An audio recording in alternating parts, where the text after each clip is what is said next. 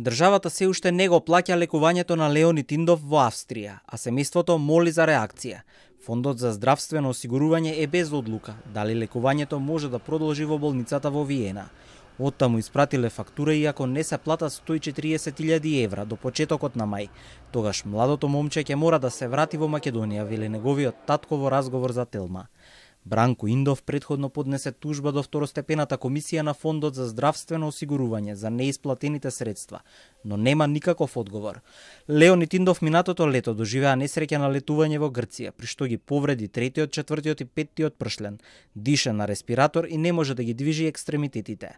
За него во неколку наврати се собираа донации за да може да се извршат потребните операции и да продолжи лекувањето. Дали ќе треба да го вратам Леонид во Македонија, ако државата не ги плати парите? Фондот се уште нема одговор дали ќе може да се плати неговото лекување во Австрија.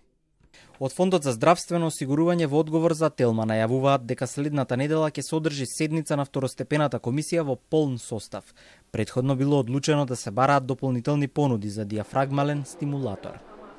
Тоа е интервенција со која ќе му се олесни дишењето на осигуреникот и ќе се намали потребата од механичка вентилација. Во моментот се чекаат понуди и од други здравствени установи во странство со кои фондот соработува, бидејќи одговорот од центарот во Австрија каде што престојува осигуреникот не соодветствува со барањето од фондот.